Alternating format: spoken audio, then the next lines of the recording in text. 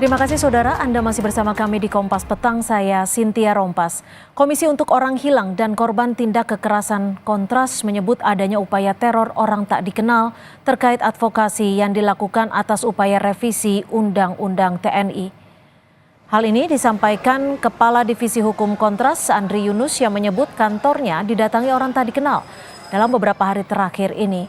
Kontras menduga tindakan ini dilakukan sebagai upaya teror yang dilakukan pihak tertentu atas kerja-kerja aktivis Kontras dalam mengawal upaya revisi Undang-Undang TNI.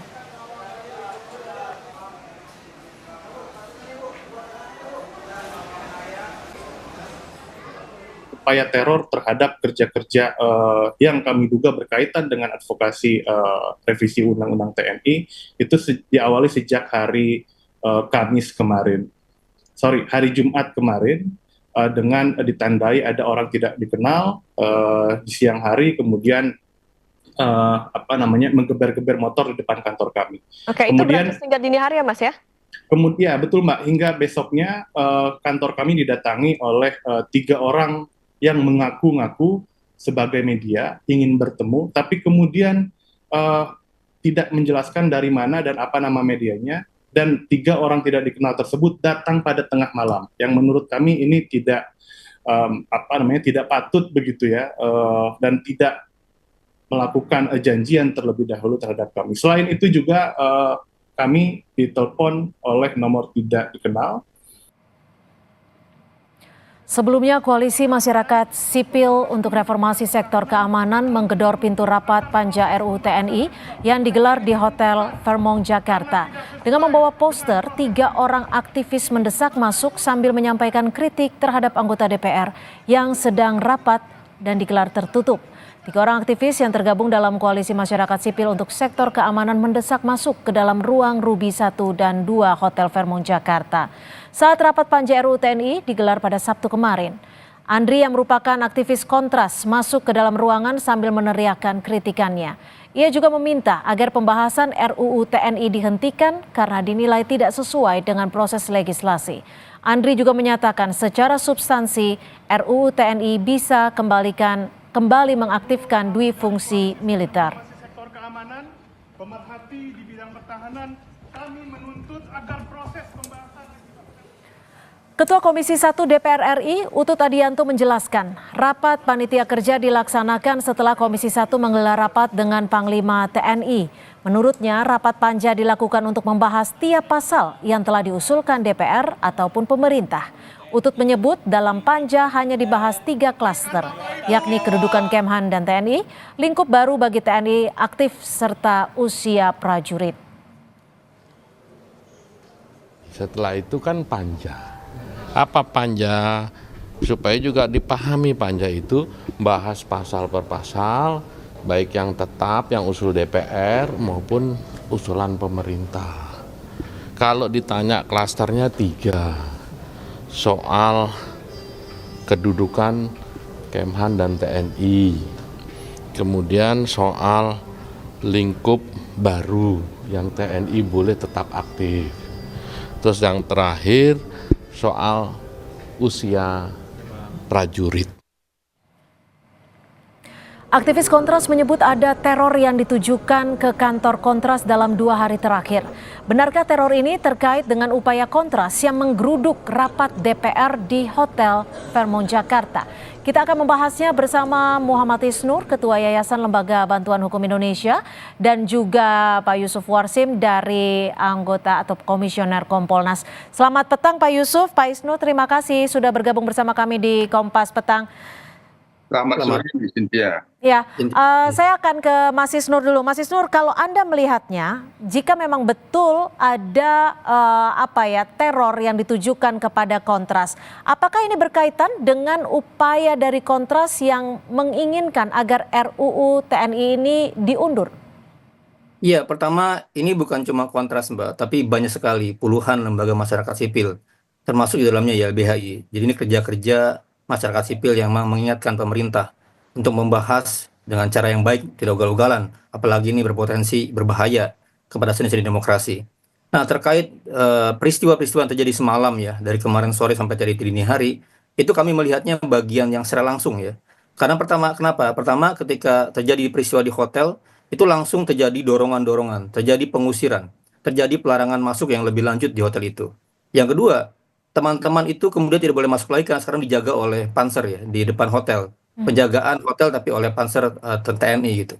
Yang ketiga, yang berjaga atau mendatangi atau kemudian mencoba kasih pesan ya dengan bolak-balik menggaungkan motor sampai mencoba telepon juga bagian dari yang secara langsung diterima oleh teman-teman Kontras. Jadi kita melihat ini adalah bagian dari coba-coba teror secara langsung yang berhubungan dengan suara yang dilakukan oleh teman-teman Kontras. Karena Andri adalah aktivis Kontras, Andri adalah wakil ketua Kontras. Jadi kami melihat secara langsung ya. Dan bukan hanya ya kali ini serangan-serangan atau ancaman ke Kontras dan masyarakat sipil bukan hanya terjadi sekali, tapi sering, Mbak. Sejak tahun 98 dulu ketika Kontras zaman Munir ya, memperbaiki banyak undang-undang termasuk undang TNI, mendorong pelarangan basis TNI, membongkar misalnya operasi Mawar ya oleh para penculik terhadap aktivis. Itu juga serangannya banyak, brutal. Dan itu berhubungan langsung dengan kerja-kerja Kontras sebagai lembaga masyarakat sipil yang mencoba mengkritik pemerintah dan DPR. Tapi saya coba ingin mengkonfirmasi, apakah upaya teror yang dihadapi Kontras ini sudah dilaporkan kepada kepolisian? Belum, Mbak, belum. Kita sedang konsolidasi dan besok akan berbicara dengan mereka. Karena yang kita lihat kan sebenarnya bukan rangkaian terornya, Mbak, tapi yang terpenting adalah bagaimana kita melihat proses undang-undang dibahas dengan tidak baik ya. Bahkan bahasanya Kika itu dengan kejahatan legislasi gitu. Berulang kali kita melihat pembahasan dilakukan dengan tertutup. Dulu Undang-Undang Cipta Kerja, revisi Undang-Undang KPK, ini mengulang yang sama. Kita melihat bagaimana proses yang harusnya terbuka, partisipatif ya, berhati-hati, mendengarkan semua pihak dilakukan dengan tertutup. Apalagi ada bahasa-bahasa misalnya ini anggarannya dari mana gitu ya. Di tengah orang-orang sedang melakukan efisiensi, semua lembaga negara tidak bisa beraktivitas, Kompolnas tidak bisa ke daerah, tidak bisa di hotel-hotel gitu. Nah sekarang malah DPR membahas di hotel yang sangat mewah, bahkan ngebut sampai malam hari libur gitu. Jelas ini menyakiti rasa keadilan masyarakat luas gitu. Pak Yusuf, bagaimana kalau dari Kompolnas melihat apa yang terjadi saat ini? Dan apakah dari Kompolnas akan ikut membantu untuk mengawasi jika memang laporan akan masuk ke kepolisian terkait dengan teror ini? Ya baik, terima kasih Cynthia. Jadi kami ada memantau pemberitaan yang sebagaimana yang disampaikan teman-teman Kontras dan tadi juga disampaikan oleh Mas Isnur. Kalau memang itu ada indikasi dirasakan teror, tentu sepatutnya kita tegakkan negara hukum, dibuat laporan ke kepolisian dan itu tentu nanti akan kami pantau dan kawal proses itu. Sejauh ini kami belum mendapatkan informasi apakah memang benar sudah ada laporan atau belum. Tapi informasi yang kami terima saat ini sepertinya belum ada laporan, masih ada dalam proses pemerintahan di teror akan membuat laporan rencananya seperti itu, tapi dalam pantauan hingga saat ini belum ada informasi yang kami terima akan ada laporan yang sudah ada laporan atau belum, itu yang belum bisa kita terima. Jadi artinya jika memang laporan itu belum masuk, belum diterima oleh kepolisian seperti yang dikatakan Pak Isnur, artinya tidak akan bisa dilakukan proses apapun? Karena ini kemarin ada dalam pemberitaan tadi pagi, kemarin kan soal peristiwa ada rapat yang di hotel. Tadi pagi menyampaikan teman-teman Kontras itu ada di teror, tentu kami juga informasi ini kami teruskan ke pihak kepolisian untuk dimonitor lebih lanjut, barangkali akan ada laporan polisi sehingga bisa dipantau. Kami rasa ya karena kita negara hukum ya tentu kami menyarankan akan lebih bagus adanya laporan polisi yang dialami oleh teman-teman Kontras yang itu indikasi mengalami teror. Itu sebaiknya seperti itu, Cynthia. Oke, Mas Isnur, kalau dari cerita teman-teman Kontras sendiri, bentuk terornya seperti apa sih? Apakah memang ada kalimat tertentu yang berkaitan dengan RUU TNI atau seperti apa?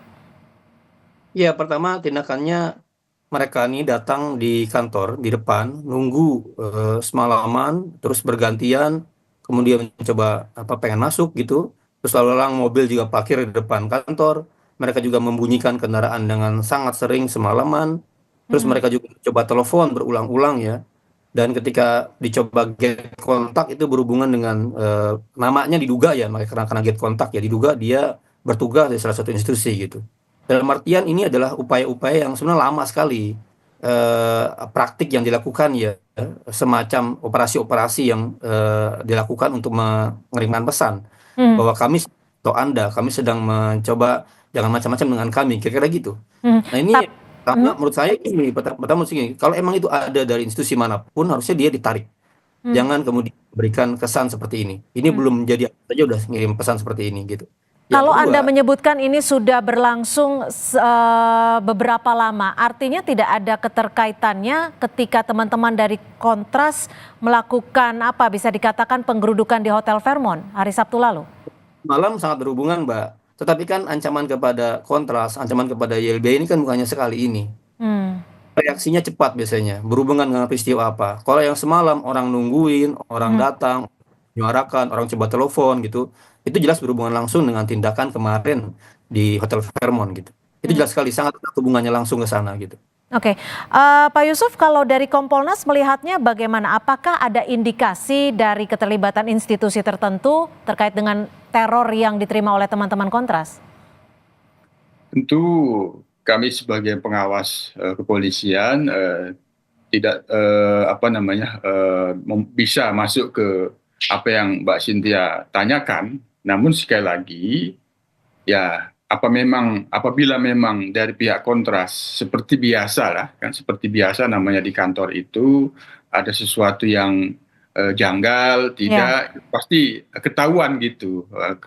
Sepertinya saya menilai ini dari apa yang diberitakan dan yang disampaikan teman-teman Kontras ini, sehingga bisa menyimpulkan bahwa ini indikasi teror.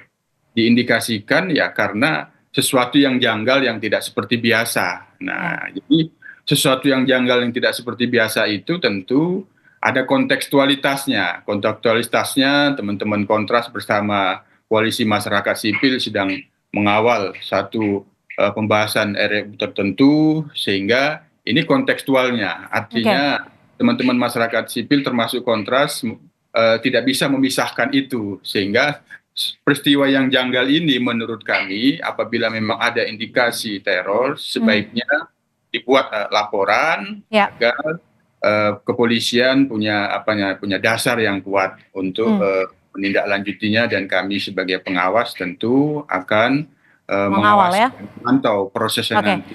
Ya, itulah negara hukum ini sebagaimana mestinya. Itu Mbak. Mas Isnur, kalau dari pengakuan teman-teman Kontras, Mas Isnur sempat memastikan juga ada tidak rekaman CCTV terkait dengan teror ini? Ada Mbak. Foto-fotonya ada, CCTV-nya ada juga. Direkam semua. Lalu akankah melakukan ataupun memberikan laporan kepada pihak instansi berwajib? Ya, kami sedang berkoordinasi dengan teman-teman ya.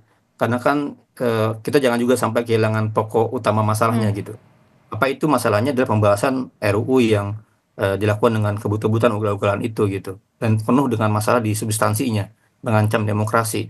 Nah, itu sendiri juga masalah gitu. Karena bagi kita ketika ada wakil rakyat, ada orang yang digaji oleh rakyat, ada lembaga demokrasi yang melakukan tindakan-tindakan juga itu sebuah keliruan yang harus juga diproses, dilaporkan dan lain-lain gitu. Nah, ini kan peristiwa yang harus kita pandang secara komprehensif. Tidak hanya serangan atau ancaman ke Kontrasnya. Nah, kita juga tetap fokus pada masalah intinya dengan tetap harus menjaga keamanan, tetap menjaga juga keamanan dari teman-teman Kontras.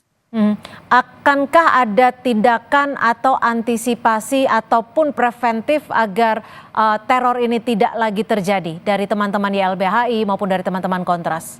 Itu jelas sekarang juga terornya bukan hanya fisik, Mbak, tapi juga teror hukum. Karena sekarang ada pelaporan resmi, kami sudah terima laporan nomor laporan polisinya. Itu buat kita juga bagian pembungkaman. Orang berekspresi, orang mengingatkan, orang datang kepada rapat negara ya, rapat pemerintahan, rapat wakil rakyat, kan bagian dari kritik gitu. Nah, sekarang ada upaya pembungkaman pelaporan oleh seorang satpam gitu. dia dianggap Oke. mengganggu, dianggap mengancam. Pertanyaan kerugiannya apa Sapam ini gitu. Ya. Justru yang harus diingatkan adalah kenapa rapatnya di hotel gitu. Mhm. Nah, itu juga ancaman yang menurut saya Kompolnas harus mengawal, jangan sampai Oke. upaya pemidanaan ini terus berlanjut. Jangan sampai upaya pembungkaman masyarakat menjadi takut berbicara, takut mengkritik, takut bersuara, takut bergerak gitu. Itu sendiri kita mohon Kompolnas untuk Baik. menjaga agar berlanjut ya. Baik, Pak Yusuf, terakhir apa saran ataupun masukan mungkin yang bisa disampaikan dari Kompolnas terkait dengan aksi teror ini?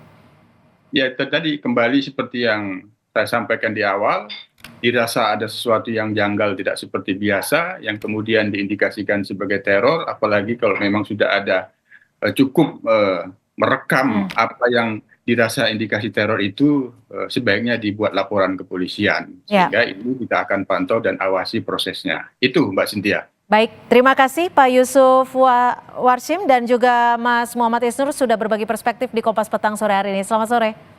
Selamat sore.